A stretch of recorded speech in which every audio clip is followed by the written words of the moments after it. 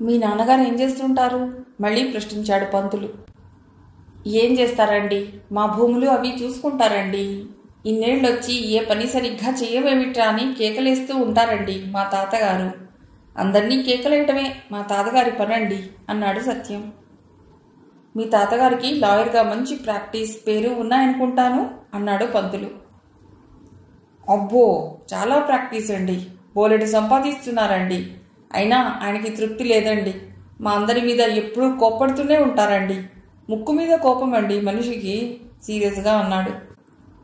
మరి మీ బాబాయ్ ఏం చేస్తుంటాడు? మళ్ళీ అడిగాడు పంతులు. మా బాబాయ్ అండి ఏం చేయడండి.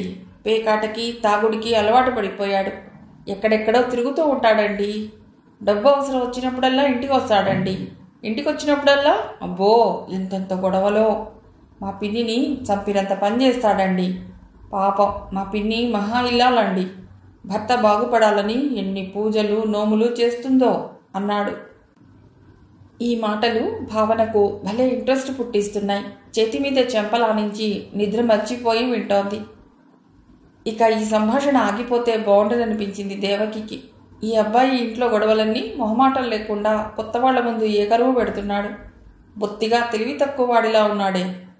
పంతులు ఎందుకిలా ఇతడి చేత వాగిస్తున్నాడు అనుకుంది. మీ అత్తయ్య రమణని కాస్త అదుపులో పెట్టి క్రమశిక్షణ నేర్పాలని ప్రయత్నించరా? పంతులు ప్రశ్నల పరంపర కొనసాగింది. ఎందుకు చేయదండి? కొడుక్కి బాగా చదువు రావాలని ఎన్ని పూజలు చేస్తుందో తెలుసా అండి? అబ్బో, చాలా నిష్టగా ఉంటుందండి. పొద్దున తెల్లవారకుండా మడి కట్టిందంటే ఇహ సాయంత్రం 4 వరకు మడితోనే ఉంటుందండి. రోజంతా పూజలు పునస్కారాలు చేస్తూనే ఉంటుందండి. అబ్బో, మహాభక్తురాలు. కళ్ళు పెద్దవి చేసి చాలా అద్భుతమైన విషయం చెప్పినట్లు చెప్పాడు సత్యం. 12 కావస్తోంది. నువ్వింటికి వెళ్ళకపోతే మీ వాళ్ళు కంగారు పడతారేమో. అసలే 2 పిల్లలు ముందే మిస్ అయ్యారు అన్నాడు శంకరం. పంతులకి తప్ప ఇంకెవరికి ఈ సంభాషణలో అంతగా ఇంట్రెస్ట్ లేదన్న ఉద్దేశంతో ఇక సత్యాన్ని పంపేయాలనుకున్నాడు శంకరం.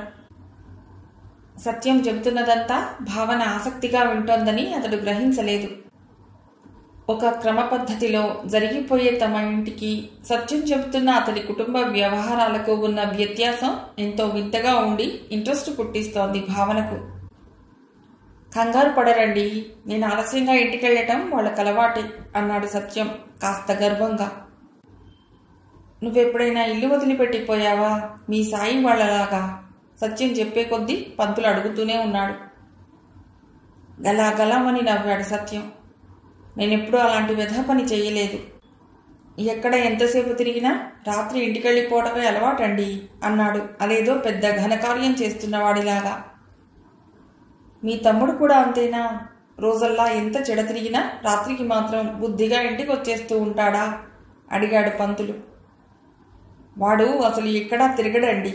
ఇంటికి కాలేజీకి తప్ప ఎక్కడికి పోడండి. వాడో పుస్తకాల పురుగు అన్నాడు సత్యం కాస్త దిగులుగా.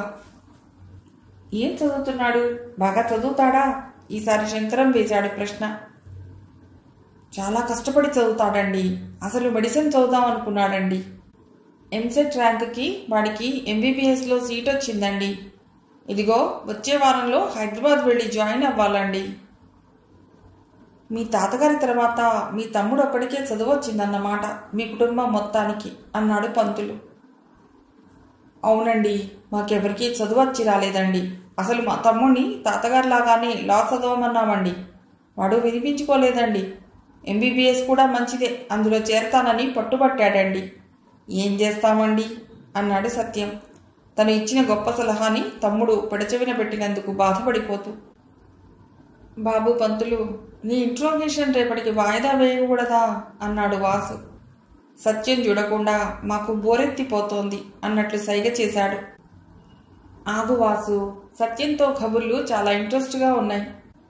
చక్కగా సరదాగా మాట్లాడుతుంటే మనకి మంచి కాలక్షేపం. అప్పుడే ఏం పడుకుంటాం అన్నాడు పంతులు వాసు కేసి చూసి కాస్తాగు అన్నట్లు కన్నుగొట్టి. సత్యం మొహం సినిమాలో పెద్ద తామర పువ్వులా విచ్చుకున్నట్లు వికసించింది. మా ఫ్రెండ్స్ కూడా అలాగే అంటారండి. ఓకే సత్యం, నువ్వు కబుర్లు చెప్తుంటే టైమే తెలియదు, భలే సరదాగా గడిచిపోతుంది అని ముసిముసిగా నవ్వుకుంటూ. వాసు భుజాలెగరేశాడు, ఇహ చేసేదేమీ లేదనుకుంటూ. సత్యం, నువ్వు అసలు సంగతి చెప్పలేదోయ్. మీ సాయిబాబు, రమణ ఇంట్లోంచి పారిపోయినప్పుడల్లా ఎక్కడికి పోతుంటారు? ఊళ్ళోనే ఉండి ఇంటికి రాకుండా తిరుగుతారా? ఇంకేదైనా ఊరెళ్ళిపోతారా? మరో ప్రశ్న సంధించాడు పంతులు. మరి బస్సు టికెట్కి, అక్కడ ఉండటానికి, తిరగటానికి డబ్బెలా వస్తుంది వాళ్ళకి? అమాయకంగా అడిగింది భావన. ఇంకెక్కడి నుండి? ఇంట్లో ఎంత దొరికితే అంత చెప్పా పెట్టకుండా పట్టుకుపోతుంటారండి. ఓసారి మరీ ఘోరమండి. మా తాతగారి బీరువాలోంచి ఏకంగా 5,000 పట్టుకుని వైజాగ్కి వెళ్ళిపోయారు. అక్కడ మా తాతగారి క్లయింట్ ఒక ఆయన వీళ్ళిద్దరినీ చూసి అనుమానం వచ్చి పలుకరించాటండి. వీళ్ళిద్దరూ ఆయనకి సరిగ్గా సమాధానం చెప్పకుండా తప్పించుకుపోవాలని చూశారటండి. ఆయన కేకలేసి, ఇప్పుడు నాతో ఇంటికొస్తారా? సరే సరే, లేకపోతే లాకప్లో తోయిస్తా అని బెదిరించేసరికి పిల్లుల్లా ఇంటికొచ్చారండి. అప్పుడు మా తాతగారు ఊళ్ళో లేరండి. అనుకోకుండా మా బాబాయ్ ఇంటికొచ్చాడండి. అదే సమయానికి ఈ వెధవలిద్దరి నిర్వాకం విని ఉగ్ర నరసింహావతారం ఎత్తాడండి. ఇద్దరిని బెల్ట్ తీసుకుని కొట్టాడండి వాతలు పడేలా. పిల్లలు చచ్చిపోతారా, వదిలిపెట్టు అని బామ్మ బతిమాలితే వదిలాడండి. ఆ దెబ్బలకి వాళ్ళు 3 రోజులు మంచం మీద నుండి లేవలేకపోయారండి. అబ్బో, మా బాబాయ్కి కోపం వస్తే పట్టలేమండి. ముందు వెనక ఆలోచించడండి అన్నాడు సత్యం. అలా ఎవరైనా పట్టి తీసుకొస్తేనే ఇంటికి వస్తారా? ఎప్పుడైనా వాళ్ళంతట వాళ్ళే తిరిగి వచ్చారా? పంతులు బుర్రలో ఇన్ని ప్రశ్నలు ఎలా ఊరుతున్నాయో అర్థం కాలేదు అక్కడున్న వాళ్ళెవ్వరికి. పట్టుకెళ్ళిన డబ్బులు అయిపోతే రాక తప్పదు కదండి. మరంచేత అలా కూడా తిరిగి వస్తారండి. ఎక్కువసార్లు ఎవరో ఒకళ్ళు పట్టి తీసుకురావడమే అవుతుందండి. మొన్న ఈ మధ్య ఓ 6 నెలల క్రితం మరీ ఘోరంగా దొరికిపోయారండి అని ఆనాటి జ్ఞాపకాలు గిలిగింతలు పెట్టగా కిసుక్కుమని నవ్వాడు సత్యం. అందరి వైపు చాలా ఆసక్తికరమైన కథ చెప్పబోతున్న వాడిలా చూశాడు. భలే తమాషా జరిగిపోయిందండి. అప్పుడు చిరంజీవి సినిమా కొత్తది రిలీజ్ అయిందండి. ఆ హడావుడిలో నేనున్నానండి. అప్పటికి మా వాళ్ళిద్దరూ ఇంట్లోంచి పారిపోయి 3 రోజులైందండి. సరే, ఫస్ట్ డే మా అభిమాన సంఘం మెంబర్లందరం హాల్ దగ్గరికి చేరామండి. మా సంఘం ప్రెసిడెంట్ మాత్రం ఇంకా రాలేదు. చిరంజీవి తెర మీదికి రాగానే మేము విసిరాల్సిన దండలు, పువ్వులు అన్నీ అతడి ఇంట్లో ఉండిపోయాయండి. సరే, ఎంతసేపు ఎదురు చూస్తాం? 4-5 కలిసి స్కూటర్లు వేసుకుని అతడింటికి వెళ్ళిపోయామండి.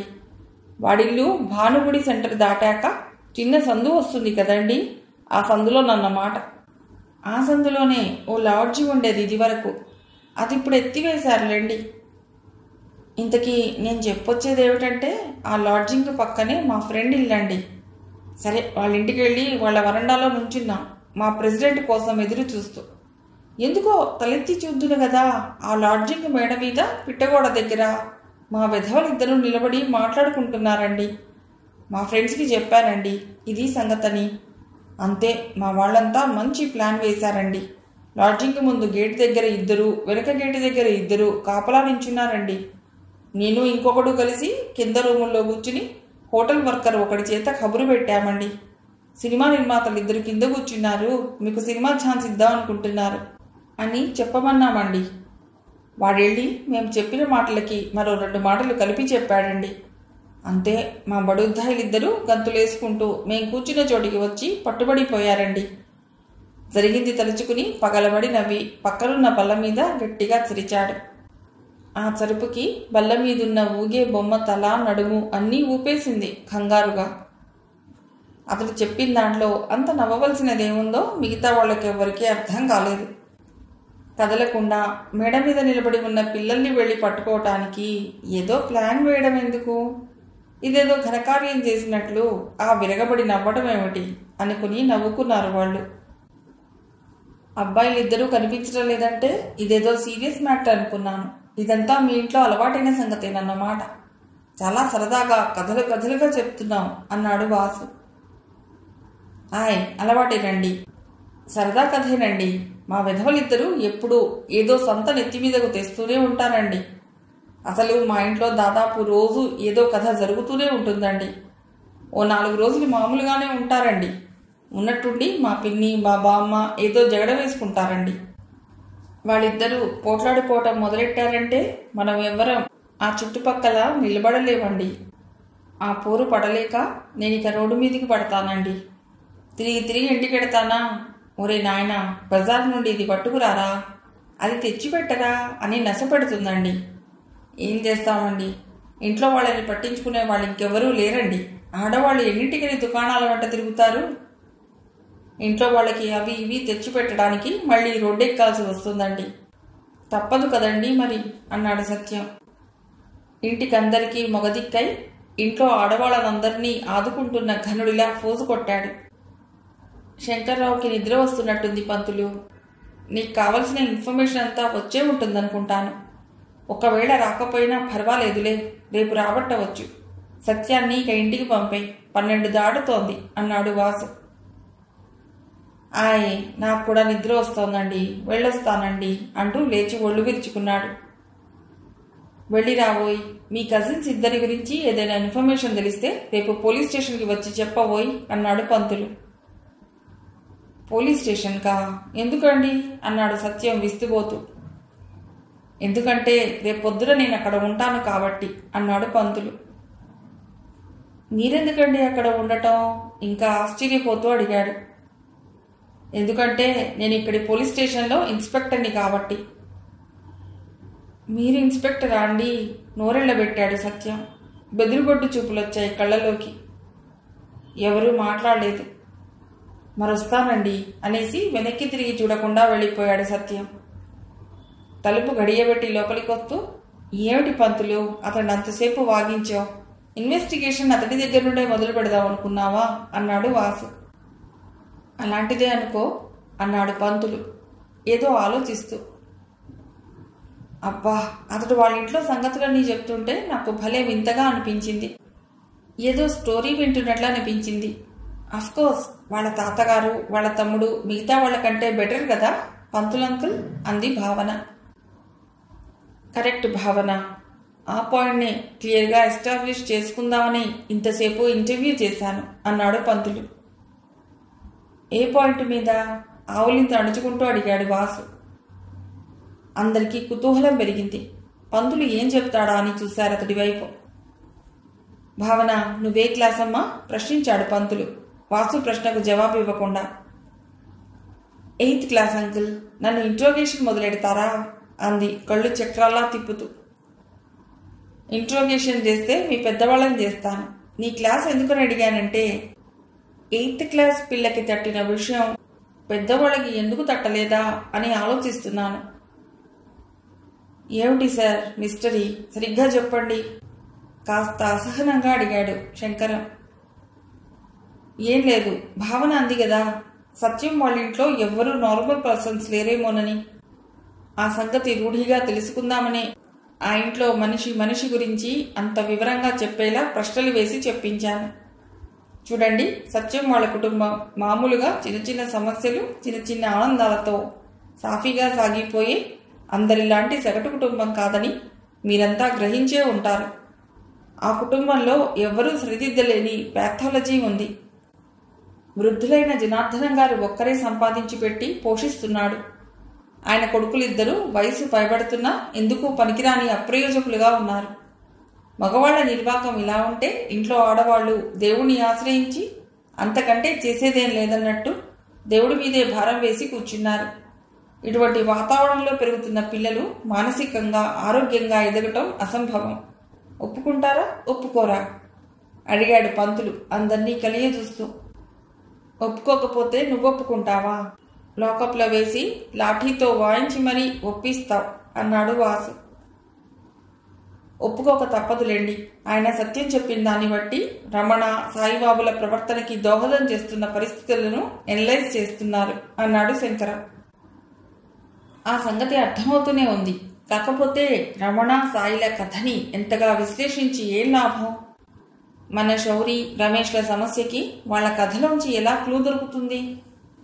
ఎనీవే, వాళ్ళు రేపో ఎల్లుండో తిరిగొచ్చేయటం ఖాయం. వాళ్ళ విషయంలో పోలీస్ హెల్ప్ ఉన్నా లేకపోయినా ఒక్కటే. మన వాళ్ళు తెల్లవారేలోగా రాకపోతే పంతులు హెల్ప్ కావాల్సిందే మనకి అన్నాడు వాసు. అసలు అన్నయ్య గారేం చెప్పదలుచుకున్నారో పూర్తిగా చెప్పనీయండి, మధ్యలో అడ్డుపులలు వేయకుండా అంది దేవకి. ఎప్పుడూ ఏదో గలగలా మాట్లాడే అలివేలు గంభీరంగా కూర్చుని ఉండటం శంకరానికి వింతగా అనిపించింది. అలివేలు, వింటున్నావా, నిద్రపోతున్నావా అని అడిగాడు. వింటున్నాలేండి, ఆయన్ని చెప్పనివ్వండి జవాబిచ్చింది అలివేలు. ఓట్లన్నీ నీకే పడ్డాయి పంతులు, కానీ నీ సత్యం అండ్ ఫ్యామిలీ విశ్లేషణ అన్నాడు వాసు. నేను అనవసరమైన విశ్లేషణ ఏమీ చేయటం లేదు. ఇలా మనమందరం కూర్చుని వివరంగా మాట్లాడుకుంటే కొంతసేపటికి నీకే తెలుస్తుంది ఈ చర్చ వల్ల లాభం ఏమిటో అన్నాడు పంతులు. ఓకే, ఒప్పుకుంటున్నానుగా. నువ్వేం చెప్పదలుచుకున్నావో చెప్పే. నాకు ఆసక్తిగానే ఉంది. ఊరికే మిగతా వాళ్ళ అభిప్రాయం ఎలా ఉందోనని చిన్న అడ్డుపుల్ల వేశా. నువ్వు కాని. పంతులు చెప్పేది శ్రద్ధగా వినటానికి సర్దుకుని కూర్చున్నాడు వాసు. కోర్స్ మనం ఏ రకమైన అనాలిసిస్ చేయాలన్నా ప్రస్తుతం సత్యం చెప్పిన మాటలే ఆధారం. మనం వాళ్ళ ఇంట్లో మనిషిని ఇంటర్వ్యూ చేసి సిద్ధాంతీకరించుకోవటం లేదు. సరే, నేను చెప్పేది ఏమిటంటే సత్యం పినతండ్రి కొడుకు సాయిబాబు సంగతి తీసుకుందాం ముందు. అతడి తండ్రే మొట్టమొదటి సమస్య. ఆ తిరుగుబోతుని అదుపులో పెట్టగలిగిన వాళ్ళెవ్వరూ లేరు. సరే, సాయిబాబు తల్లి పోనీ కొడుకునైనా తీర్చిదిద్దుదామనుకుని ఆలోచిస్తున్నట్లు లేదు. భర్త ఇంటికొచ్చినప్పుడల్లా రాద్ధాంతాలు చేయటం, అతను లేనప్పుడు పూజలు చేయటం తప్ప మరో ప్రపంచం లేదావిడకు. ఇవన్నీ సాయిబాబు మీద ప్రభావం చూపించకుండా ఉండవు కదా. పంతులి మాటకి అడ్డొచ్చింది దేవకి. సాయిబాబు తల్లి రాద్ధాంతాలు చేస్తుందనటం అంత సమంజసం కాదేమో. సత్యం చెప్పనే చెప్పాడుగా, వాళ్ళ పిన్నిని బాబాయ్ కొట్టి చంపినంత పని చేస్తాడని. వచ్చినప్పుడల్లా ఆయనే పోట్లాడి రాద్ధాంతాలు చేస్తాడనటం న్యాయంగా ఉంటుంది అంది. పోట్లాటైనా రాద్ధాంతమైనా ఇద్దరుండాలి కదా. ఆవిడేదో రెచ్చగొట్టకపోతే అంతంత గొడవలు జరగకపోవచ్చు. ఆల్ రైట్, ఫెమినిస్ట్ల కాలం కదా, ఆయనే గొడవలు చేస్తాడనుకుందాం. కోర్స్ ఆయనే మెయిన్ విలన్ కూడా. కానీ ఇక్కడ మనకు కావాల్సింది వాళ్ళిద్దరి మధ్య గొడవలకి కారణం ఎవరు అన్నది కాదు. ఆ రాద్ధాంతాల నెట్ రిజల్ట్ ఏమిటి అన్నది మనకి ముఖ్యం. ఇంట్లో పెద్దల మధ్య అశాంతి చెలరేగితే పిల్లల బతుకు దుర్భరం అవుతుంటుంది. వాళ్లే వర్స్ట్ విక్టిమ్స్. అందుకే సాయిబాబు అలా తయారవుతున్నాడు. ఇక రమణబాబు పరిస్థితి కూడా దాదాపు అలాగే ఉంది. ఇతడికి తండ్రి ఉన్నాడు, అతడికి లేడు. కానీ అతడికి సమస్యలున్నాయి. పైగా సాయిబాబు గైడెన్స్లో ఉన్నాడు. అందుకనే జంట కవుల్లా అంటుకు తిరుగుతున్నారు. కానీ అంకుల్, పెద్దవాళ్ళేవో గొడవలు పడితే వీళ్ళకెందుకు? ఈ అబ్బాయిలు వీళ్ళ చదివేదో వీళ్ళు చదువుకుంటూ వీళ్ళ మానాన వీళ్ళు ఉండవచ్చుగా. అంతవరకు అందరి మాటలు ఎంతో ఆసక్తిగా వింటున్న భావన తన సందేహం వ్యక్తం చేసింది. బహుశా సత్యం తమ్ముడు చేస్తున్నదదే అనుకుంటాను. అందుకే కాస్తో కూస్తో చదువు అబ్బుతోంది అతడికి. కానీ అందరూ అలా ఉండలేరమ్మా. నీకో చిన్న ఉదాహరణ ఇస్తా, అప్పుడు బాగా అర్థమవుతుంది. మీ అమ్మ నాన్న అరిచేసుకుని కొట్టేసుకోకపోయినా నిన్నసలు పట్టించుకోకుండా నీ చదువులో కానీ హాబీస్లో కానీ ఎందులోనూ ఏమీ ఇంట్రెస్ట్ చూపించకుండా నీతో ఎక్కువ మాట్లాడకుండా ఎవరి మానాన వాళ్ళుంటే నీకెలా ఉంటుంది అని అడిగాడు పంతులు. బాబోయ్, వాళ్ళు నన్ను అసలు పట్టించుకోకపోతే వాళ్లతో ఉండను. ఇంట్లోంచి పారిపోతా ఏ తాతగారి దగ్గరికో అప్రయత్నంగా అనేసింది భావన. అలా అనగానే తట్టింది తన ప్రశ్నకు తనే జవాబు చెప్పిందని. ఆ ఆలోచన రాగానే సిగ్గుపడిపోయింది. పెద్దలందరూ చిన్నగా నవ్వేశారు. అదమ్మాయి సంగతి అర్థమైంది కదా. సాయిబాబు రమణలకే కాదు, సత్యంబాబుది కూడా అదే సమస్య. అందుకే వాళ్ళలా అర్థం లేకుండా రోడ్ల వెంట తిరుగుతూ బతుకులు వ్యర్థం చేసుకుంటున్నారు అన్నాడు పంతులు. కాసేపు ఏదో ఆలోచిస్తూ కూర్చుని మళ్ళీ అందుకున్నాడు. ఇంతకీ ఇవాళ మనం చేసిన ఈ విశ్లేషణ సారాంశం ఏమిటంటే, ఈ సాయిబాబు రమణబాబు లాంటి పిల్లలు అబ్నార్మల్గా బిహేవ్ చేస్తున్నారంటే వాళ్ళ ఇంట్లోనో స్కూల్లోనో చుట్టూ వాతావరణంలో ఎంతో అసాధారణ పరిస్థితులు ఎదుర్కొంటున్నారన్నమాట. ఇతను ఇదంతా ఎందుకు చెప్తున్నాడో ముందుగానే ఊహించింది దేవకి. ఆమె మనసులో రకరకాల సందేహాలు తలెత్తాయి. ఆ సందేహాలన్నింటినీ వ్యక్తం చేయటానికి మాటలు కూడదీసుకుంటూ దిగులు కళ్ళతో తలెత్తి చూసింది. ఇంతలో అలివేలు తన కుర్చీని పంతులకి దగ్గరగా జరుపుకుని అంది, ఎస్ఐ గారు, మీరు చెప్తున్నదంతా కరెక్టే. మీరెన్నో ఇలాంటి కేసుల్ని చూసిన అనుభవంతో చెప్పగలుగుతున్నారు. మీరు చెప్పిందంతా వింటుంటే నాకేమనిపిస్తోందంటే నేను కూడా మా ఇంట్లో ఒక రకమైన అబ్నార్మల్ పరిస్థితులు కల్పించానేమో అనిపిస్తోంది. మీరు ఇందాకన్నారే ఫ్యామిలీ ప్యాథాలజీ అని, దాని అర్థం ఏమిటో చెప్పలేను కానీ భావం గ్రహించగలిగాను. అలాంటి ప్యాథాలజీ ఏదో మా ఫ్యామిలీలో కూడా ఉందనిపిస్తోంది నాకు. శంకరం భార్య వైపు ఆశ్చర్యంగా చూశాడు.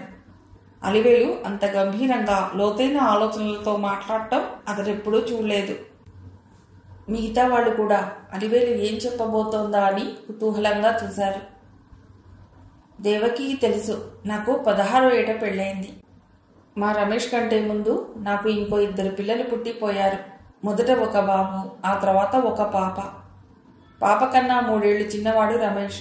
పెద్దబాబు చాలా అర్భకంగా ఉండేవాడు. 4వ ఏట జాండీస్తో పోయాడు. పాప 8వ ఏట హై ఫీవర్ వచ్చి పోయింది. డాక్టర్లు పాప జబ్బేమిటో తెలుసుకునేలోపే ప్రాణం పోయింది. 12 పిల్లలిద్దరూ పోవటంతో ఉన్న ఒక్కడిని అతిగారం చేశాను. ఆడింది ఆట, పాడింది పాటగా పెంచుకొస్తున్నాను. వయసు వచ్చే కొద్దీ వాడు నా చెయ్యి దాటిపోయాడు. నన్ను అస్సలు లెక్క చేయడు. ఒక రకం లోకుగా చూస్తాడు. నాలోనూ వాడి మాట కాదనలేని బలహీనతే ఏర్పడిపోయింది. దాన్ని అలసిగా తీసుకుని వాడు అదుపు తప్పిపోతున్నాడు. ఇష్టారాజ్యంగా తిరుగుతున్నాడు. వాడు చెడిపోయాడంటే దానికి పూర్తి బాధ్యత నాదే అవుతుంది. చీరకొంగుతో కళ్ళెత్తుకుంది అలివేలు. నువ్వే ఏమిట్లే, వాడిని గారం చేసి చెడగొట్టడంలో నేను ఏం తక్కువ తినలేదు. పైగా వాడి ముందు గొప్ప చూపించుకోవటానికి నిన్ను తక్కువ చేసి మాట్లాడటం, హేళన చేయటం లాంటి వికారాలు ప్రదర్శించి వాడికి నువ్వంటే లక్ష్యం లేకుండా చేశాను. వాడు చెడిపోతే దానికి నా బాధ్యత కూడా ఉంది అన్నాడు శంకరం విషాదం గూడుగట్టుకున్న మొహంతో. మళ్ళీ అలివేలంది, వాడు నన్ను లోకుగా చూడటానికి నా అతివాగుడు కూడా కారణం అయి ఉంటుంది. పోయిన పిల్లలు గుర్తుకొచ్చినప్పుడల్లా వాళ్ళకి సరైన వైద్యం చేయించలేకపోయామేమో అన్నట్లు ఆలోచనలొచ్చి మనస్సుని కుంగదీసేస్తాయి. అలాంటప్పుడు ఆ బాధ కప్పిపుచ్చుకోవటానికి ఏదేదో లూజ్గా వాగేయటం, ఉన్న పళంగా ఏ సినిమాకో వెళ్ళిపోవటం చేస్తుంటాను. ఇలాంటివన్నీ చూసి వాడికి నా మీద గౌరవం లేకుండా పోయి ఉంటుంది. నేను తింగరి మనిషినని నన్ను ఆటాడించి ఏడిపించటం వాడికి ఒక కాలక్షేపం, వినోదం అయి కూర్చుంది. దుఃఖంతో అలివేలు గొంతు పుడుకుపోయింది. శంకరం ఓదార్పుగా భార్య వీపు మీద చెయ్యి వేసి నిమురుతూ, మరీ నేరమంతా నీ మీద వేసుకుని అంతలా బాధపడకు. వాడసలు తిరిగి రాని. వాడిని కూర్చోబెట్టుకుని ఓపిగ్గా మాట్లాడి అసలు వాడి మనస్సులో ఏముందో తెలుసుకుందాం. అవసరమైతే ఇంకెవరి సహాయమైనా తీసుకుని వాడిని సరిదిద్దుదాం అన్నాడు. మీరలా సఖ్యంగా కలిసికట్టుగా ఒకే మాట మీద నిలబడితే మీ అబ్బాయి తప్పకుండా మీ దారికి వస్తాడు. మీరసలు రమేష్ ఎందుకు పనికి రాకుండా పూర్తిగా పతనమైపోయినంతగా బాధపడిపోతున్నారు. కానీ మీరింతకు ముందు చెప్పిన వివరాలను బట్టి చూస్తే మీ వాడు సాయిబాబు అండ్ కో కంటే 100 రెట్లు నయమనిపిస్తోంది. రమేష్కున్న పెద్ద ఎసెట్టు మీరిద్దరూ పొరపాట్లు గ్రహించి సరిదిద్దుకుని అతన్ని తీర్చిదిద్దుకోవాలని సంకల్పించటమే అతడికో వరం అన్నాడు పంతులు.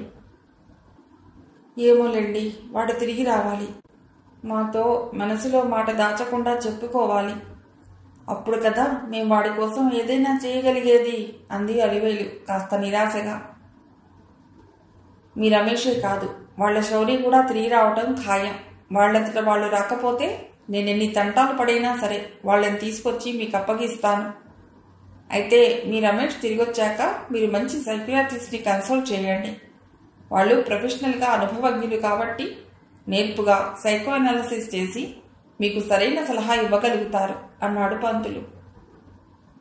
కానీ అంకుల్, మీరు అలివేలాంటి అన్నారే ఫ్యామిలీ ప్యాథాలజీ అని, అలాంటిదేమీ మా ఇంట్లో లేదే. రమణ, సాయిబాబు, సత్యం, ఇంకా రమేష్ అన్నయ్య వీళ్ళందరికీ వెనకాల కాస్తో కూస్తో అదేదో ఆ ఫ్యామిలీ ప్యాథాలజీ ఏదో ఉన్నట్లే ఉంది మీ అందరి మాటలు వింటుంటే. కానీ అలాంటి ప్రాబ్లమ్స్ ఏవి మా ఇంట్లో లేవు కదా. మరి మా అన్నయ్య సంగతిని ఎలా అర్థం చేసుకోవాలి? బాధగా అడిగింది భావన. దేవకి భావన వైపు ఆశ్చర్యంగా చూసింది. ఇందాకటి నుండి ఎలా అడగాలో తెలియక మదన పడుతున్న ప్రశ్నని ఎంత తేలిగ్గా అడిగేసింది పిల్ల అనుకుంది.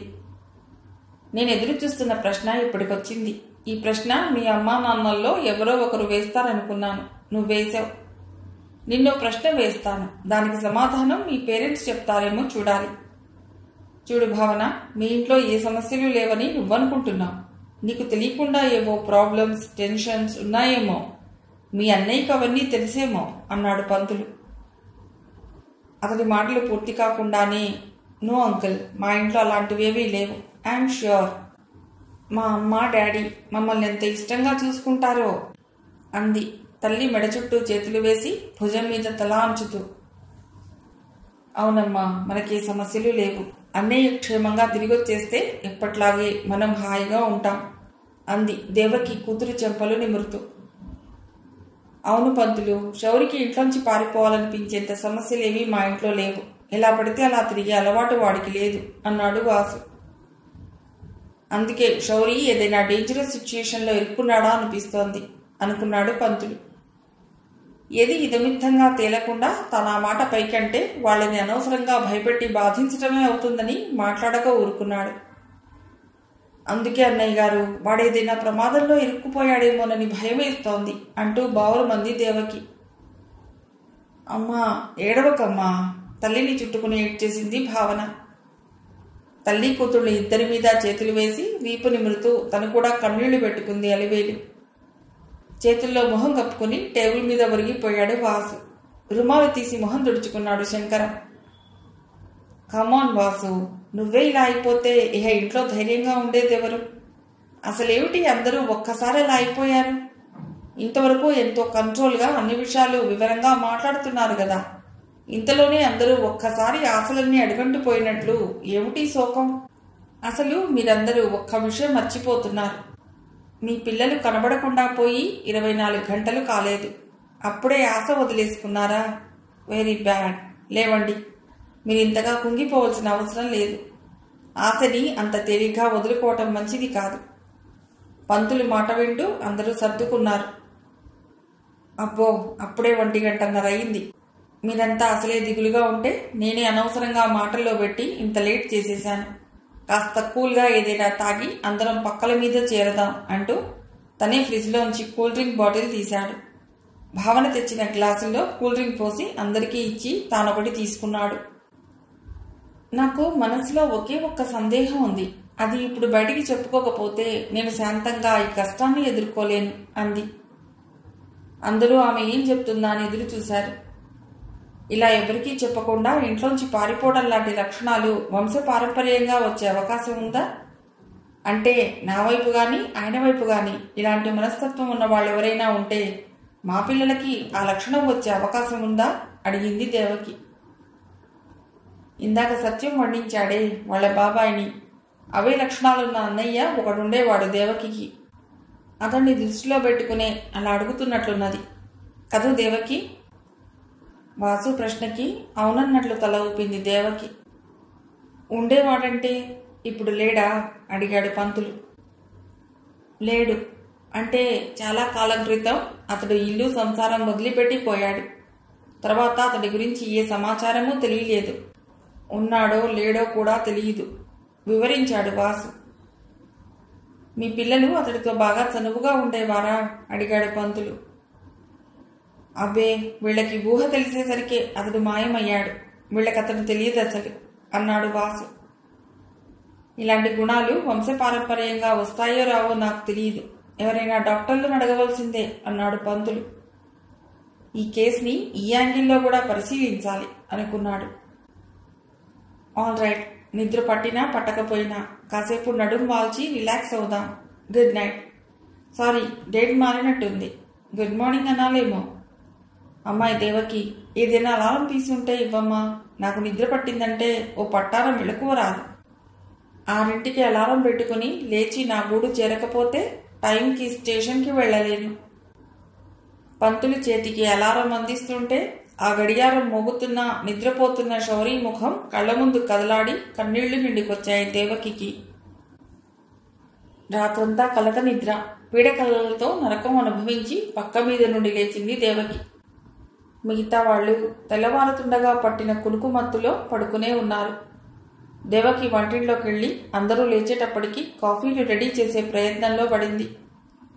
అలారం నూరు నొక్కేస్తూ పంతులు లేచాడు. దేవకి ఇచ్చిన కాఫీ అందుకుని చెప్పాడు. శౌరి కనిపించడం లేదన్న సంగతి మీ అంతటా మీరు ఇంకెవరికీ చెప్పకండి. ముఖ్యంగా మీడియా వాళ్ళు పసిగట్టే ఉంటారు. మొత్తం మీద 4 పిల్లలు ఒకే స్కూలు ఒకే క్లాసు వాళ్ళు కనబడకుండా పోయారు కదా. వాళ్ళు ఇవన్నీ మానిటర్ చేస్తూనే ఉంటారు. లోకల్ ప్రెస్ వాళ్ళు కానీ టీవీ వాళ్ళు కానీ వస్తే ఏమీ మాట్లాడకండి.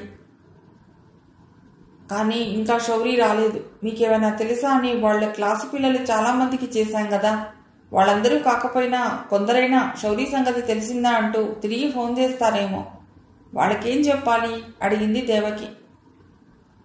వాళ్ళకి చెప్పండి, వాళ్ళే మనకి కాస్త క్లూ సప్లై చేయగలుగుతారు. కానీ అడగకుండా ఎవ్వరికి ఏ సమాచారం ఇవ్వకండి. పంతులు మాట్లాడుతుండగా వాసు కూడా లేచొచ్చాడు. దేవకి అతనికి కూడా కాఫీ అందించింది. పంతులు దేవకితో చెప్పినట్లే వాసుతో కూడా చెప్పాడు. వాళ్ళు ఖాళీ చేసిన కప్పులు తీసుకుని దేవకి వంటింట్లోకి వెళ్ళింది. నేను స్టేషన్కి వెళ్ళాక మీ ఫోన్ ట్యాప్ చేసే ఏర్పాటు చేస్తాను. మీకెవరైనా మనీ కోసం ఫోన్ చేస్తే కంగారు పడకండి. మేం కూడా మీ ఫోన్ సంభాషణ విని రికార్డ్ చేస్తుంటాం. కాబట్టి ఏం చేయాలో మేము ఆలోచించి చేస్తాం అన్నాడు పంతులు. వాసు మొహం గంభీరంగా మారింది. అయితే ఇది కిడ్నాపే అంటావా అన్నాడు. ఈ స్టేజ్లో ఏది గ్యారంటీగా చెప్పలేం. అన్ని పాసిబిలిటీస్ గురించే ఆలోచించాలి. నీకు ఇవాళ ఆఫీస్కి వెళ్ళే మూడ్ లేకపోతే వెళ్ళకు. ఒకవేళ వెళ్ళినా మాకు అందుబాటులో ఉండు. ఫోన్ చేస్తే రాగలిగేలా, ఫోన్ మీద అందేలా ఉండు. శంకరం వాళ్ళకి కూడా మీకు చెప్పిన జాగ్రత్తలే చెప్పు అని వెళ్ళిపోయాడు పంతులు. పంతులు చెప్పిందంతా వంటింట్లోనే ఉండి వింది దేవకి. కిడ్నాప్ అన్న మాట చెవిన పడగానే గుండె గుబేలు మంది దేవకికి. ఎవరైనా శౌరిని ఎందుకు కిడ్నాప్ చేస్తారు? మేమేమన్నా కోటీశ్వర్లమా? వాళ్ళు అడిగినంత డబ్బు ఇవ్వకపోతే వాణ్ణి చిత్రహింసలు పెడతారేమో. రకరకాలుగా ఆలోచించింది దేవకి మనస్సు. కిడ్నాప్ ఏమోనని అనుమానిస్తున్నారా ఆయన? అంది దిగులుగా వాసుతో. ఏదీ రూల్అవుట్ చేయలేం కదా, అన్నిటికీ సిద్ధపడే ఉండాలి అన్నాడు వాసు. శంకరం అలివేలు లేచాక పంతులు చెప్పిన జాగ్రత్తలన్నీ వివరించాడు వాసు. వాళ్ళు వెళ్ళిపోయాక తను కూడా తయారై ఆఫీస్కు బయలుదేరాడు. నేను ఆఫీస్కి వెళ్ళి కొద్దిగా పని చూసుకుని మధ్యాహ్నానికల్లా వస్తాను. నువ్వు కంగారు పడకుండా ధైర్యంగా ఉండు. భావన కూడా జాగ్రత్తగా ఉండమని చెప్పు. ఏ రకమైన టెలిఫోన్ కాల్స్ వచ్చినా కంగారు పడనవసరం లేదని చెప్పు అని చెప్పి వెళ్ళిపోయాడు వాసు. వాసు వెళ్ళిపోయాక దిగులుతో కుంగిపోతున్న మనస్సుని కూడా తీసుకుంటూ ఇంటి పనులు చేసుకుంది దేవకి. సింపుల్గా వంట చేసేసి టేబుల్ మీద సర్దేసింది. ఫోన్ పక్కనే కుర్చీలో కూర్చుని పేపర్ తీసింది. పేపర్లో పేజీలు తిరిగేస్తూనే ఉంది. కానీ ఏదీ చదవలేక మళ్ళీ టేబుల్ మీద పడేసింది. ఫోన్ దగ్గర నుండి కదలాలనిపించలేదు. ఏ క్షణాన్నైనా శౌరి దగ్గర నుండి ఫోన్ వస్తుందన్న ఆశ వాళ్ళని కదలనీయటం లేదు. ఆలోచిస్తున్న దేవకికి తన అన్న సుందరం గుర్తుకొచ్చాడు. శౌరి కనబడకపోతే 2వ రోజుకే తన మనస్సంతా విలవిల్లాడిపోతోంది. సుందరం ఇంట్లోంచి వెళ్ళిపోయి 7 ఏళ్లు గడుస్తున్నాయి. వృద్ధాప్యంలో తల్లిదండ్రులు ఎటువంటి క్షోభను అనుభవిస్తున్నారో, లేక ఇన్నేళ్లకి తిరిగిరాని కొడుకు స్మృతులు మరుగున పడిపోయాయో. కాలం ఎంతటి వేదన్నైనా మరిపిస్తుందంటారు. దేవకి మనస్సు గతం గుర్తు చేసుకుంది. సుందరానికి దేవకికి 10 ఏళ్లకి మించి తేడా ఉంది వయస్సులో. అందుకేనేమో అన్నతో పెద్దగా అనుబంధం ఏర్పడలేదు. దేవకి చిన్నపిల్లలా ఉన్నప్పుడే అతడు హైస్కూల్లో చదువుతూ ఉండేవాడు. తన క్లాసు పిల్లల్ని, ఇరుగు పొరుగు పిల్లల్ని పోగు చేసి గుంపులు గుంపులుగా తిరుగుతూ రకరకాల అల్లరి చేసేవాడని గుర్తు. ఆ అల్లరి శృతి మించి సమస్యలు వస్తుండేవని తర్వాత తన తల్లి చెప్పిన మాటలను బట్టి గ్రహిస్తుండేది. దేవకి జ్ఞాపకాల్లో సుందరం కాలేజీ చదువుకొచ్చిన వయస్సు నుండి అతడి ప్రవర్తన బాగా స్పష్టంగా ఉంది.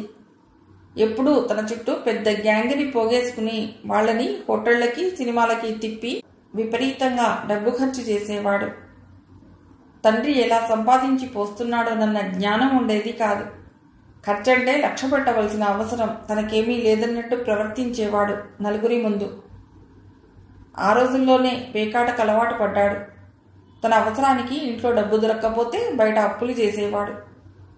వాడికి అప్పిచ్చిన వాళ్ళు ఇంటి మీదకొస్తే తండ్రికి తెలియకుండా తల్లి అప్పులు తీర్చేది. వాడు చేసే వెధవ పనులు చాలా మట్టుకు తండ్రి చెవిదాకా వెళ్లకుండా జాగ్రత్త పడేది తల్లి. ఎప్పుడైనా బయటి వాళ్ళ వల్ల తెలిసి తండ్రి కేకలేస్తే అలిగి రోజుల తరబడి ముసుగుదన్ని పడుకుని రకరకాలుగా సాధించేవాడు సుందరం. ఏదో ఒక వంక పెట్టుకుని పరీక్షలు రాయటం మానేసేవాడు. నేను పరీక్ష అంటూ రాస్తే ఫెయిల్ అవ్వటం అనేదే ఉండదు అని ప్రగల్భాలు పలికేవాడు. అలా 3 ఏళ్లలో ముగియవలసిన BA చదువు 6-7 ఏళ్లు సాగించాడు. తర్వాత తంటాలు పడి అతన్ని ఏదో యూనివర్సిటీలో లా కోర్సులో చేర్పించాడు తండ్రి. బహుశా హాస్టల్లో ఉండి చదువుకుంటున్న ఆ రోజుల్లోనే తాగుడు తదితర వ్యసనాలకు అలవాటు పడ్డాడేమోనని అనుకుంటుంది దేవకి. అతడు పూర్తిగా దిగజారిపోవటానికి గట్టి బీజాలు ఆ రోజుల్లోనే పడుంటాయి. సుందరం లా కోర్సుని కూడా వీలైనంత సాగదీసి వెలగబెడుతున్న రోజుల్లో దేవకి కాలేజీ చదువుకొచ్చింది. ఆ రోజుల్లో జరిగిన కొన్ని సంఘటనలు దేవకి ఎన్నడూ మర్చిపోలేదు. యూనివర్సిటీ సెలవులని చెప్పి సుందరం హాస్టల్ నుండి ఇంటికొచ్చాడు.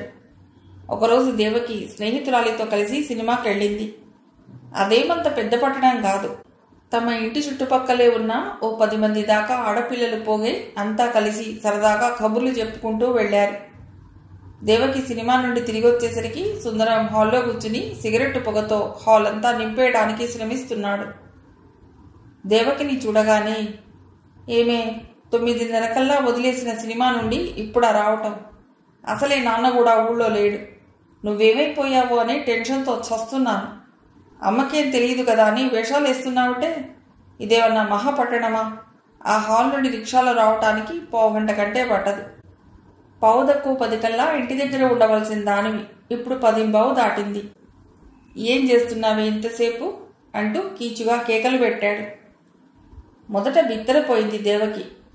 అతడు రకరకాలుగా మొహం వంకర్లు తిప్పుతూ చేతులు అటు ఇటు విసురుతూ ఒకసారి బొంగురుగాను మరొకసారి కీచుగాను వస్తున్న గొంతుతో చేస్తున్న విన్యాసాలు, ప్రదర్శిస్తున్న హావభావాలు చూస్తుంటే దేవకికి బాగా నవ్వొచ్చింది. నవ్వుని అతి కష్టం మీద ఆపుకుంది. రిక్షాలో వస్తే 1/4 గంట పడుతుందేమో. నేను ఫ్రెండ్స్తో కలిసి నడుచుకుంటూ వచ్చాను కాబట్టి 10:15 అయింది. నువ్వు మతి లేకుండా వాగుతున్నావు కాబట్టి 10:20 దాటి 10:30 అయ్యింది. ఇంకా వాగుతూనే కూర్చో, 12 కూడా అవుతుంది. కూల్గా అనేసి దేవకి తన గదిలోకి వెడుతుంటే వెనకే వచ్చాడు సుందరం. నడిచొచ్చావా అంటూ ఏం మాట్లాడాలో తెలియనట్టు 2 క్షణాలు తగ్గాడు. మళ్ళీ పుంజుకుని, ఎందుకు నడిచొచ్చావు? అర్ధరాత్రి రోడ్ల మీద రయ్యమంటూ ఈ ఇంటి ఆడపిల్ల నడిస్తే ఈ ఇంటి పరువేం కావాలి? మన వంశం ఏమిటి? మన తాహత్ ఏమిటి? ఊళ్ళో మన పలుకుబడి ఏమిటి? అన్నీ మంట కలిపేసి రోడ్డు మీద నడిచొస్తావుటే. గది గుమ్మం దాకా చిందులు దొక్కుతూ వచ్చిన సుందరం కేసి అసహ్యంగా చూసి అతని మొహం మీదే తలిపేసింది దేవకి.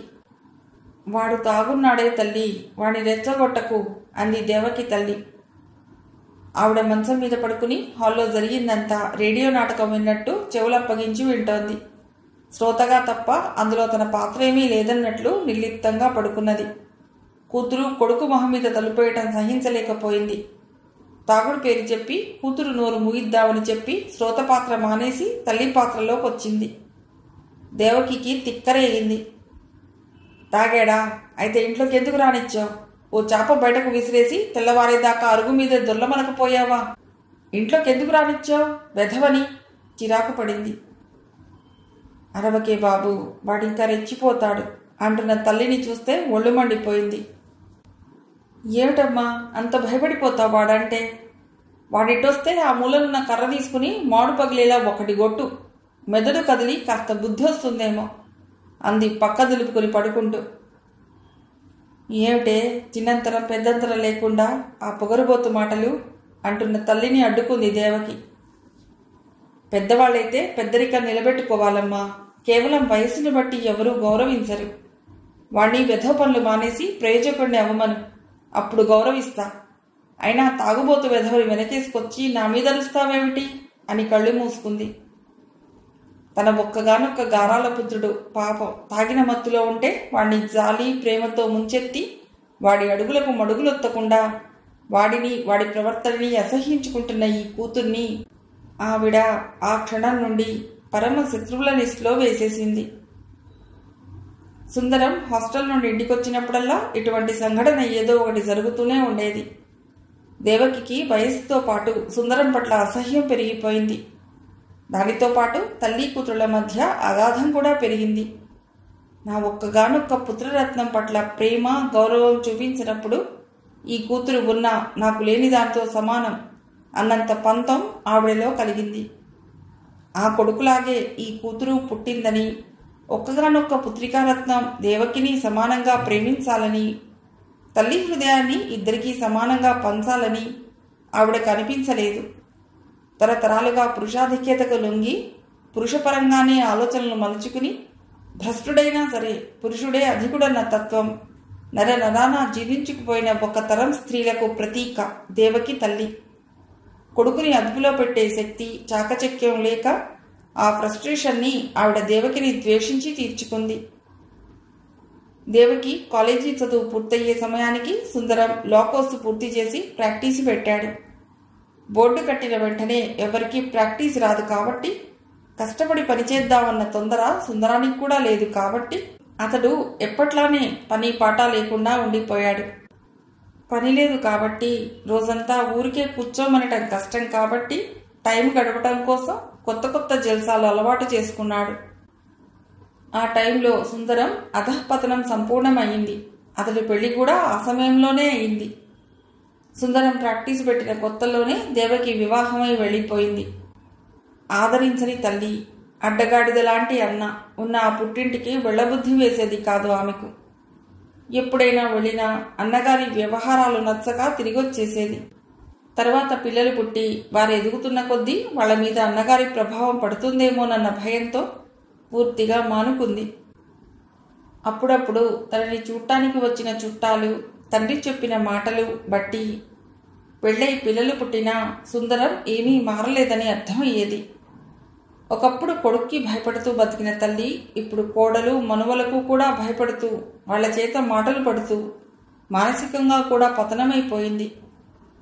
ఎప్పుడైనా మనసు ఉండబట్టలేక పుట్టింటికెడితే తన ఇంట్లో తనే బందీలాగా బానిసలాగా బతుకుతున్న తల్లిని చూస్తే కడుపు తరుక్కుపోయేది. ఆవిడికి మతి స్థిమితం తప్పిందేమోనని అనుమానం కూడా దేవకి మనసులో కలిగేది. సుందరానికి ఉన్న దురలవాట్ల వల్ల అతనికి క్రిమినల్ సర్కిల్లో పరిచయాలు ఏర్పడ్డాయి. ఇతనికున్న లా డిగ్రీ వాళ్ళకి పనికొచ్చింది. ఎవ్వరూ పట్టని క్రిమినల్ కేసులు సుందరం అడక్కపోయినా వచ్చి ఒళ్ళో పడ్డాయి. కాలం కలిసొచ్చి కొన్ని కేసులు గెలిచి శిక్ష తప్పించగలిగాడు. దాంతో ఒక్కసారిగా అతడి దశ తిరిగిపోయింది.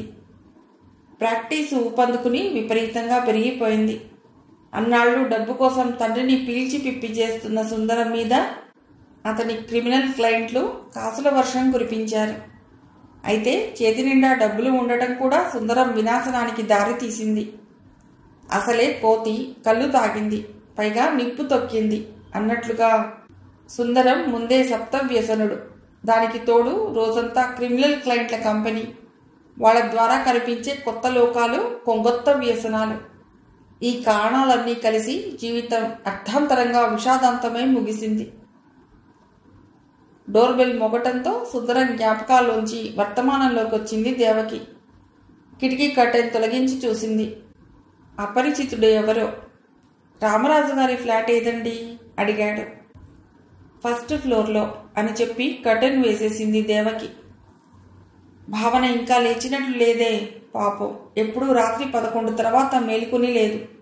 నిన్న 2 దాకా కూర్చుంది కదా, మెళుకు రావట్లేదేమో అనుకుంటూ వంటింట్లోకి నడిచి మంచినీళ్ళు తీసుకు తాగింది. తాగి యువతలకొస్తుంటే నిద్రలేచి వచ్చి ప్రతి గదిలోనూ తొంగి చూసి వస్తున్న భావన కనిపించింది. తను నిద్రపోతున్నప్పుడు శౌరి వచ్చాడేమో, ఇప్పుడు తనని నిద్రలేపినా మెళకువ రాలేదేమో, అతడు ఏ గదిలోనైనా పడుకుని నిద్రపోతున్నాడేమో అన్న ఆశతో భావన ఇలా ఇల్లంతా తిరిగి పెడుతోందని దేవకి గ్రహించింది. బరువుగా నిట్టూర్చి, వెళ్ళి మొహం కడుక్కురా భావన, పాలు తాగుదువు గాని అంది దేవకి. భావనని పలుకరించాలన్నా కూడా మాట కంటే ముందు కన్నీళ్లు వస్తున్నాయి. భావన మాట్లాడకుండా వెళ్ళి ఏకంగా స్నానం కూడా ముగించుకొచ్చింది. వేడి పాలు కలిపి అందిస్తూ, ఫ్రిడ్జ్లో బ్రెడ్ ఉంది, టోస్ట్ చేసి ఇవ్వనా అడిగింది దేవకి. వద్దు, ఆకలేయట్లేదు. పాల గ్లాసు పట్టుకుని సోఫాలో కూర్చుంది భావన. ఫోన్ పక్క నుండి కదిలితే ఏదో ప్రమాదం జరిగిపోతుందేమోనన్నట్టు అక్కడే ఫోన్ పక్కనే కుర్చీలో కూర్చుంది దేవకి. మనస్సు మళ్ళీ శౌరి చుట్టూ తిరగసాగింది. ఎక్కడున్నాడో, ఏ దుండగుల చేతుల్లో ఏ బాధలు పడుతున్నాడో. అమ్మా అన్న భావన పిలుపుకి ఉలిక్కిపడి తలెత్తి చూసింది దేవకి. అమ్మా, మీ అన్నయ్య, అదే మావయ్య, అందరినీ వదిలిపెట్టి ఇంట్లోంచి ఎందుకు వెళ్ళిపోయాడు? అడగనా వద్దా అని తర్జన భర్జన పడి అడగలేక అడుగుతున్నట్టు అడిగింది భావన. ఏమోనమ్మా, మావయ్య సంగతి పూర్తిగా నాకు తెలియదు అంటూ చిన్నతనం నుండి సుందరం అల్లరి చిల్లరిగా తిరగటం, వయసు వచ్చాక వ్యసనాల పాలవటం తనకు తెలిసినంత మట్టుకు అతని కథ చెప్పింది. చివరిలో డ్రగ్స్కి అలవాటు పడిపోయాడని విన్నాను. ఆ డ్రగ్స్ మత్తులో దొర్లుతూ వంటి మీద స్పృహ లేకుండా, చుట్టూ ప్రపంచంతో సంబంధం లేకుండా రోజుల తరబడి పడుండేవాడని విన్నాను. నేనెప్పుడూ చూడలేదనుకో. చుట్టూ చేరిన క్రిమినల్స్ వాణ్ణి ఎంతగా దిగజార్చాలో అంతా చేశారు. వాళ్ళని అనుకునే లాభంలే, నిట్టూర్చింది దేవకి. కాసేపు తన ఆలోచనలో మునిగిపోయి మౌనంగా ఉండి మళ్ళీ దేవకే మాట్లాడింది. ఈ డ్రగ్స్ రాకెట్ చాలా పెద్ద విషవలయం. దేశాల్లో పల్లెటూళ్లలో కూడా ఈ విషవృక్షం వేళ్లు పాతుకుపోయింది. నేను కొన్ని పుస్తకాల్లో చదివాను. డ్రగ్స్ స్మగ్లర్స్ ముందుగా కొందరికి ఫ్రీగా డ్రగ్స్ ఇచ్చి అలవాటు చేస్తారట. వాళ్ళు దానికి పూర్తిగా బానిసలయ్యాక డ్రగ్స్ స్మగ్లింగ్కి, ఇంకొందరికి అమ్మటానికి, మిగతా నేరాలకి వాళ్ళని వాడుకుంటారట. ఆ సాలెగూళ్ళలో చిక్కుకున్న వాళ్ళు బయటపడటం జరగదు. అలాంటి ఏ క్రిమినల్ సర్కిల్లోనో ఇరుక్కుపోయాడేమో మావయ్య అనిపిస్తుంది. సుదీర్ఘంగా నిట్టూర్చింది దేవకి. ఏమో ఏం జరిగిందో, అసలు నిజమేమిటో ఆ దేవుడికే తెలియాలి అంది తనలో తాను అనుకుంటున్నట్టు. తల్లి చెబుతున్నదంతా మౌనంగా వింది భావన.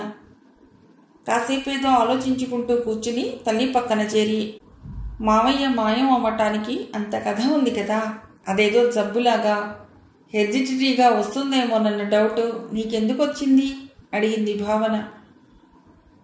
విషాదంగా నవ్వింది దేవకి. నిన్న సత్యం చెప్పాడే, అటువంటి గొడవలేవి ఉండేవి కాదు మా ఇంట్లో.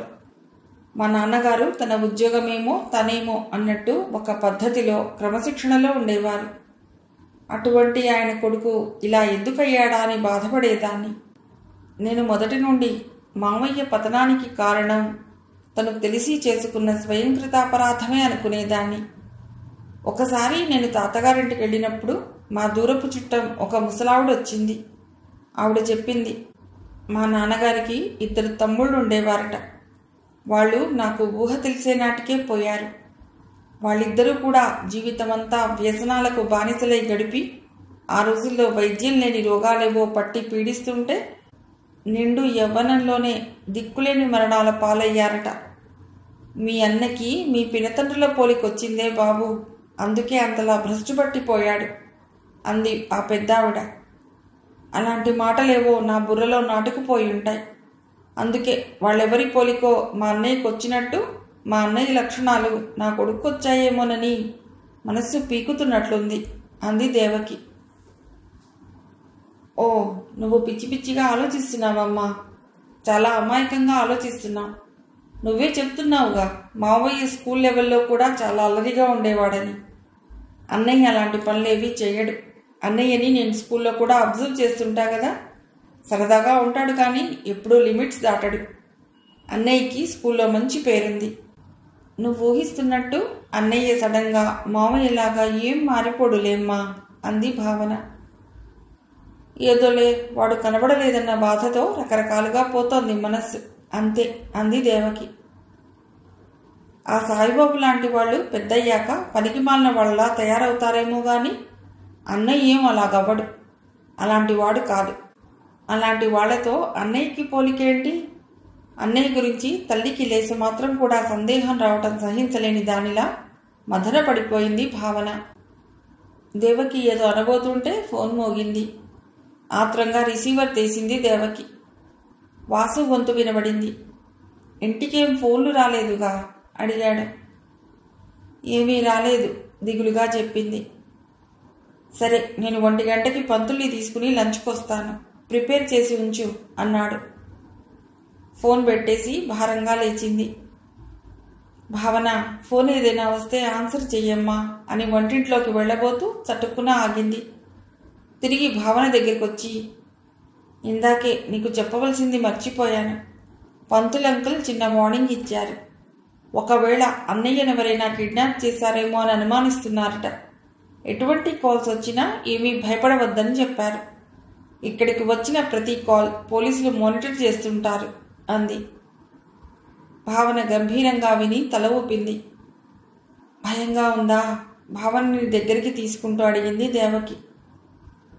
ఉండదా మరి అంది భావన. ఇద్దరికి కళ్ళల్లో నీళ్లు నిండాయి. భోజనాలు చేసి కూర్చున్నాక దేవకి అంది, మీరొక్కరూ ఇంటికెళ్ళి ఏం పడుకుంటారు?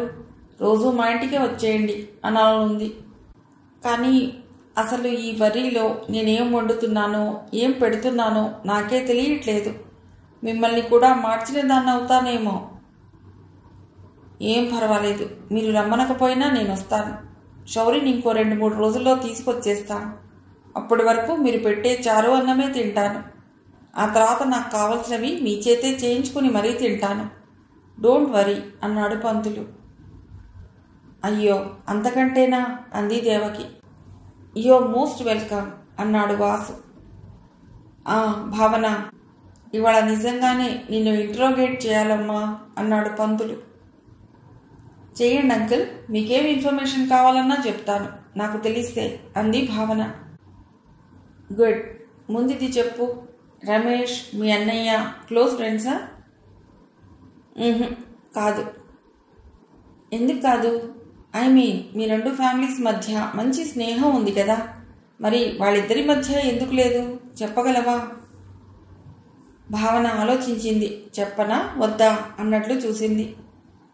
నువ్వేం చెప్పినా మేమేమీ అనుకో. మీ అన్నయ్యని రమేష్ని స్కూల్లో అబ్జర్వ్ చేసేది నువ్వే. ఇంట్లోంచి వెళ్ళిపోయాక వాళ్ళ బిహేవియర్ ఎలా ఉంటుందో ఇంట్లో వాళ్ళు చెప్పలేరు. వాళ్ళని అడిగి లాభం లేదు. నువ్వు నీ అభిప్రాయం ధైర్యంగా చెప్పు ప్రోత్సహించాడు పంతులు. అన్నయ్యకి రమేష్కి క్లోజ్ ఫ్రెండ్షిప్ ఎలా ఉంటుంది? వాళ్ళిద్దరూ చాలా డిఫరెంట్గా ఉంటారు. రమేష్ మా అన్నయ్యలాగా బుద్ధిమంతుడు కాదు. చాలా ఇండిసిప్లిన్డ్గా ఉంటాడు. స్కూల్లో ఒక్కోసారి పిచ్చి అల్లరి చేస్తాడు. మా అన్నయ్య లాంటి వాడు కాదు అంది భావన. మరి మీ స్కూల్లో స్ట్రిక్ట్ డిసిప్లిన్ అని చెప్పుకుంటుంటారే? డిసిప్లిన్ ఉండడం ఉంటుంది, కానీ టీచర్స్ చూడనప్పుడు ఇంటర్వెల్ టైంలో రమేష్ లాంటి వాళ్ళు ఎంత ఘోరంగా ఉంటారు uncle, you can't even imagine. మరెప్పుడు చెప్పలేదేమే? అలివే లాంటికి చెప్పుంటే కాస్త జాగ్రత్త పడేవారుగా మందలిస్తున్నట్టు అంది దేవకి. అయ్యో అమ్మా, నువ్వెంత పిచ్చిదానివి. ఆంటీ వాళ్లకు తెలియదనుకుంటున్నావా? ఎవరు చెప్పినా చెప్పకపోయినా ప్రతి నెల ప్రోగ్రెస్ రిపోర్ట్ మా స్కూల్లో పేరెంట్స్కే ఇస్తారు, మాకివ్వరుగా. అప్పుడు టీచర్లు ఆంటీతో అన్నీ చెప్తూనే ఉంటారు. కానీ ఆంటీయే నిన్న చెప్పారుగా వాణ్ణి తనేమీ అనలేనని. ఇంకేం చేయగలరు ఎవరైనా? భుజాలెగరేసింది భావన. నువ్వు మరీ చెప్తావు. రమేష్ చదువులో బాగానే ఉంటాడు గదే. పెద్ద ఫస్ట్ ర్యాంకులు రాకపోయినా ఇప్పటి వరకు ఏ క్లాసు ఫెయిల్ అవ్వలేదు. మరీ అంత అల్లరి వెధవైతే చదువెలా వస్తుంది అంది దేవకి భావన మాటలు నమ్మలేనట్టు. మా స్కూల్లో పొద్దుటి నుండి సాయంత్రం దాకా రాయించే వర్క్ బుక్లకి, చేయించే గాడిద చాకిరీకి ఎవరికైనా ఇంట్లో చదవకపోయినా ఆ మాత్రం అత్యవసర మార్కులు వస్తాయిలే. రోజు స్కూల్ అటెండ్ అయితే చాలు, ఆ మాత్రం పాస్ అయ్యే పాటి నాలెడ్జ్ వచ్చేస్తుంది ఎవరికైనా అంది భావన. నీకసలేం తెలియదు అన్నట్టు దేవకి వైపు చూస్తూ. ఆ సత్యం చెప్పిన సాయిబాబు, రమణ కూడా మీ స్కూలేగా, వాళ్ళు కూడా చదువులో ఆ మాత్రం యావరేజ్గా ఉంటారా అడిగాడు పంతులు. వాళ్ళకసలు ఓ అంటే ఢమ్ రాదు. అసలు వాళ్ళు ఈ ఏడాదేగా మా స్కూల్లో చేరింది. వాళ్ళింతకు ముందు ఏవేవో స్కూళ్లలో ఒక్కో క్లాసు 2 ఏళ్ళు చదివి కొన్ని క్లాసులు కాపీలు కొట్టి పాస్ అయి పిచ్చి పిచ్చిగా చదివారట. మా స్కూలు మంచిదని చెప్తే వాళ్ళ తాతగారు మా ప్రిన్సిపాల్ని బతిమాలి వాళ్ళకి సీటు సంపాదించారట. వాళ్ళ దగ్గర డబుల్ డొనేషన్లు కలెక్ట్ చేశారట మా స్కూల్ మేనేజ్మెంట్. అంత డబ్బిచ్చి వాళ్ళని చేర్పించినా వాళ్ళు స్కూల్కు సరిగ్గా రారు. ఎప్పుడూ డుమ్మానే. 10th చేరారు, కానీ వాళ్ళకి 5th క్లాస్ నాలెడ్జ్ కూడా లేదని వాళ్ళ క్లాస్ అమ్మాయిలు చెప్తుంటారు. స్ట్రాంగ్ ఫౌండేషన్ గాళ్ళని వాళ్ళని అబ్బాయిలు కూడా ఏడిపిస్తుంటారు. వాళ్ళ మీద స్కూల్లో వేసుకునే జోకులు గుర్తొచ్చి నవ్వుకుంది భావన. రాకేష్ అనే కుర్రవాడున్నట్ట కదో మీ స్కూల్లో? పంతులు ప్రశ్న విని ఉలిక్కి పడ్డట్టు చురుగ్గా చూసింది భావన. మొహంలో నవ్వు మాయమైంది. అతడే క్లాస్? 11th class. 11th ఏమిటి? ఇంటర్ ఫస్ట్ ఇయరా? మీ స్కూల్లో జూనియర్ కాలేజీ కూడా ఉందా? మా స్కూల్లో CBSE సిలబస్ కూడా ఉంది. అందులో 12th వరకు ఉంటుందిగా. రాకేష్ 11th ఉన్నాడు. అతడు కూడా బాగా అల్లరి చేస్తాడా? అనేసి ఊరుకుంది భావన. ఇందాక రమేష్ వాళ్ళ గురించి మాట్లాడినప్పటి ఉత్సాహం లేదు. మొహం పాలిపోయింది. రాకేష్ పేరెత్తగానే ఆ పిల్లలో వచ్చిన మార్పు పెద్దలు ముగ్గురు గమనించారు. వాసు, దేవకి ఆశ్చర్యంగా ఒకరి మొహం ఒకరు చూసుకున్నారు. రాకేష్ అంటే నీకు భయమా? సూటిగా అడిగాడు పంతులు. తలం చేసుకుని మూలిగినట్టు పలికింది భావన. ఎందుకు? గొంతు వీలైనంత సౌమ్యంగా పెట్టడానికి ప్రయత్నిస్తూ అడిగాడు పంతులు. భావన కళ్ళెత్తి ఇబ్బందిగా చూసింది అతడి వైపు. ఏదో పెద్ద గొడవే ఉన్నట్టుంది. దేవకి గుండె దడదడలాడింది. కూతురి మొహంలోకి రెప్ప వేయకుండా చూసింది. పంతులు ఏం మాట్లాడకుండా భావన వైపు నిశితంగా చూస్తూ కూర్చున్నాడు.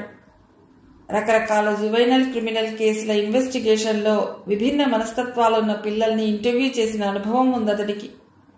భావనని జవాబు చెప్పమని ఒత్తిడి చేయకుండా ఉంటే తనే అసలు విషయం నెమ్మదిగా బయటపెడుతుందని అనుభవం చెప్తోంది. అందుకే మౌనంగా కూర్చుని మీరు కూడా మాట్లాడకండి అన్నట్టు దేవకి వాసులకు సైగ చేశాడు. మిగిలిన కథ తర్వాతి భాగంలో.